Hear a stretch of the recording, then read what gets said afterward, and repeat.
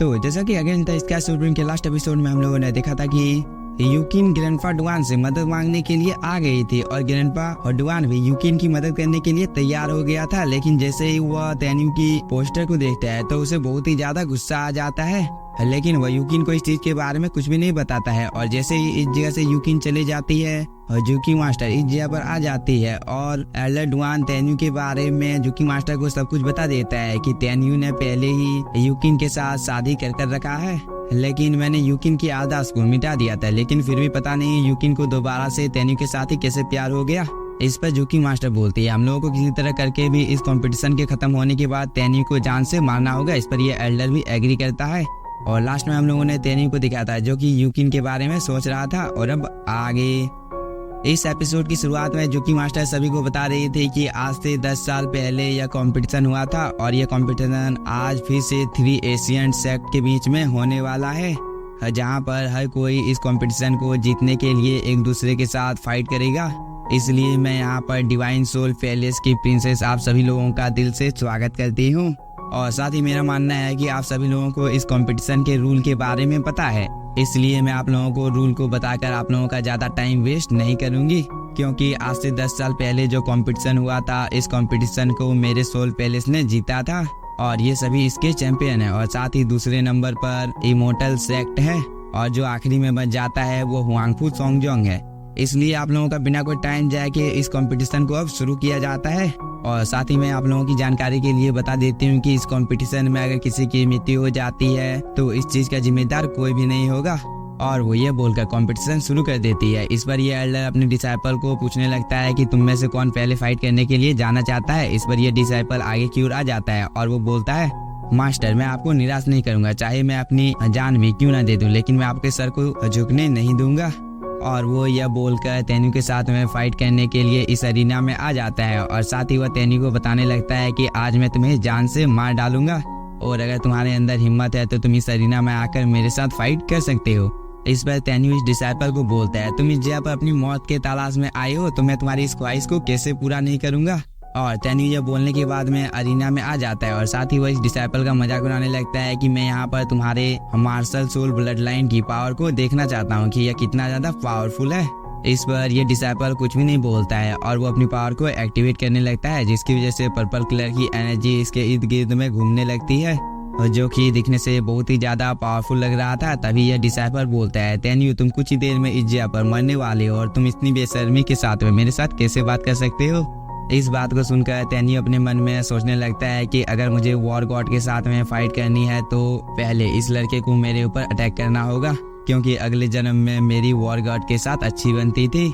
इधर इस डिसाइपल ने अपने ब्लड अरे को एक्टिवेट कर लिया था, जिसके अंदर से बहुत ही अमाउंट में स्पिरिचुअल एनर्जी निकल रही थी जो कि इस ग्राउंड में चारों तरफ फैल जाती है, जिसे देखकर मास्टर तेनताई थोड़ा सा शॉक हो जाता है और वो बोलता है ये लड़का तो सोल रिफाइनिंग रेलम के 5th लेवल पर है, इसलिए तेन्यू जितनी जल्दी हो सके तुम अपनी हार को मान लो, नहीं तो इस चीज की वजह से तुम्हारी जान भी जा सकती है। इधर ये डिसाइपल बोलता है तेन्यू मैं अभी भी तुम्हें इस जगह से भागने का मौका दे रहा हूँ, अगर तुम्हें अपनी जान से प्यार है तो तुम इस जगह से अपनी जान को बचाकर भाग सकते हो। इस पर तेन्यू यहाँ पर मुस्कुराने लगता है और वो मास्टर तेनताई को बोलता है हम लोग इस जगह पर इस चैंपियनशिप को जीतने के लिए आए हैं, इसलिए अगर मैं इस डिसाइपल के साथ फाइट ही नहीं करूंगा तो हम लोग कैसे इस चैंपियनशिप को जीतेंगे। और रही बात मेरे पीछे हटने की तो आप लोग इस चीज के बारे में भूल जाइए। इस पर मिस पिंग बोलती है तेन्यू तुम यहाँ पर इतने ज्यादा लापरवाह मत बनो, क्योंकि तुम अपने सामने वाले अपोनेंट को देख सकते हो कि वो तुमसे ज्यादा पावरफुल है। तभी ये डिसाइपल इन सब बातों को सुनने के बाद तेन्यू का मजाक उड़ाने लगता है और वो बोलता है तुम यहाँ पर मेरी पावर को देख ही सकते हो कि यह कितनी ज्यादा है, और अगर मैंने गलती से तुम्हें एक पंच मार दिया तो इस चीज की वजह से तुम्हारी मौत हो जाएगी।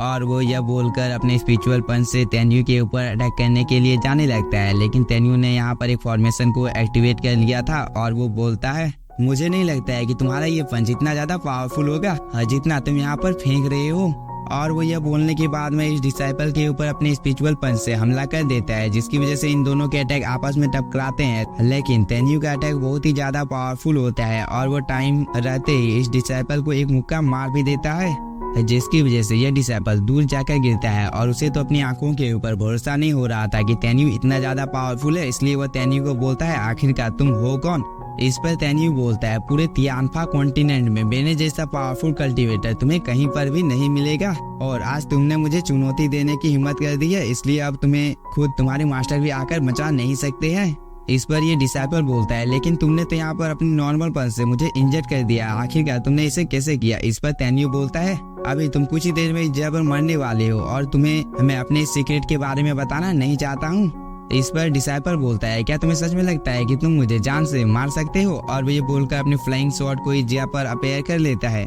और साथ ही वो यहाँ पर तेन्यू को बिना कोई टाइम जाए कि अपने थर्ड आई को एक्टिवेट करने लगता है, जिसकी वजह से उसकी दिल के अंदर में बहुत ही अमाउंट में स्पिरिचुअल एनर्जी जाने लगती है, जिसकी वजह से इस डिसाइपल का थर्ड आई एक्टिवेट हो जाता है, जिसकी वजह से इस डिसाइपल की पावर बहुत ही ज्यादा बढ़ जाती है। इस चीज को दूर से जो कि मास्टर भी देख रही होती है और वो बोलती है कहा जाता है कि कुछ डिमंस के पास ही थर्ड आई होती है, लेकिन मैंने ये कभी नहीं सोचा था कि किसी इंसान के पास भी थर्ड आई हो सकती है। इधर तेन्यू इस चीज को देखकर बहुत ही ज्यादा शॉक हो जाता है और वो बोलता है ये तो कि वो सुप्रीम है, और वो ये बोलकर अपने मन में कुछ सोचने लगता है। इस चीज को दूर से मैंगई भी देख रही होती है और वो तेन्यू को बोलती है तेन्यू तुम्हें अचानक से क्या हो गया है। इस पर तेन्यू दोबारा से होश में आ जाता है और वो बोलता है आज तुम्हें मरने से कोई भी नहीं बचा सकता है। इस बात को सुनकर इस डिसाइपल को हंसी आने लगती है और वो बोलता है तेन्यू क्या तुम्हें सच में लगता है कि तुम मुझे जान से मार सकते हो, क्योंकि अब तो मुझे लगता है कि तुम्हें अपने बारे में सोचना चाहिए,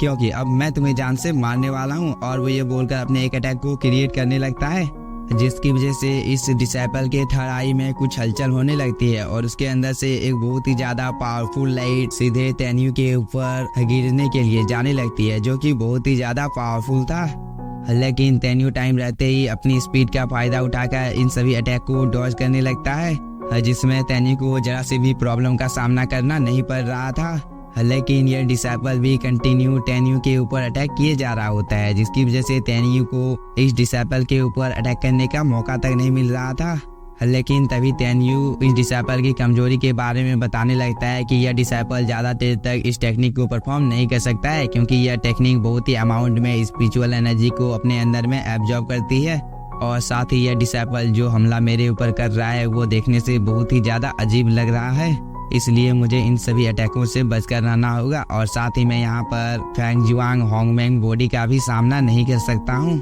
और वो यह बोलकर इन सभी अटैक को डच कर अपनी जान को बचाकर यहाँ से भागने लगता है। लेकिन यह डिसाइपल भी कंटिन्यू तेन्यू के ऊपर अटैक किए जा रहा था, लेकिन जैसे ही तेन्यू को मौका मिलता है वो यहाँ पर अपने सील को एक्टिवेट कर देता है और इस डिसाइपल के सभी अटैक को डिस्ट्रॉय कर देता है। इस चीज को देखकर इस डिसाइपल को अपनी आंखों के ऊपर भरोसा नहीं हो रहा था। तभी तेन्यू ने यहाँ पर अपने स्पिरिचुअल स्वॉर्ड को भी समन कर लिया था और उसे अपने पास बुलाकर अपनी एनर्जी को रिलीज करता है, जिसे देखकर इस डिसाइपल की फट जाती है। और साथ ही वह तेन्यू को जिंदा देखकर बहुत ही ज्यादा गुस्से में आ जाता है और वो दोबारा से अपने थर्ड आई से तेन्यू के ऊपर अटैक करना शुरू कर देता है। लेकिन तेन्यू ने अपने सामने एक सील बना लिया था, फिर भी तेन्यू को इस अटैक को रोकने में बहुत ही ज्यादा प्रॉब्लम का सामना करना पड़ रहा था, क्योंकि इस लड़के की थर्ड आई बहुत ही ज्यादा पावरफुल थी। लेकिन तेन्यू यहाँ पर हार नहीं मानता है और वो किसी तरह कर इस सील को बनाए रखने की कोशिश कर रहा था, लेकिन यह लड़का लगातार इस सील के ऊपर हमला किए जा रहा होता है, जिसकी वजह से इस सील में क्रैक पड़ने शुरू हो गए थे, जिसकी वजह से यह सील यहाँ पर टूट जाती है और तेन्यू दूर जाकर गिरता है। और साथ ही इस सील के टूटने की वजह से यहाँ पर एक छोटा सा ब्लास्ट हुआ होता है, जिसकी वजह से ग्राउंड में चारों तरफ स्पिरिचुअल एनर्जी फैल गई होती है। लेकिन तभी धुआं हटता है और हम लोगों को तेन्यू को दिखाया जाता है, जो कि अभी भी जिंदा होता है। इस चीज को देखकर इस डिसाइपल को और भी गुस्सा आ जाता है और वो बोलता है तेन्यू तुम अभी भी जिंदा हो। इधर तेन्यू की हालत बहुत ही ज्यादा खराब हो गई थी, लेकिन वह हार नहीं मानता है और वो दोबारा से उठकर खड़ा हो जाता है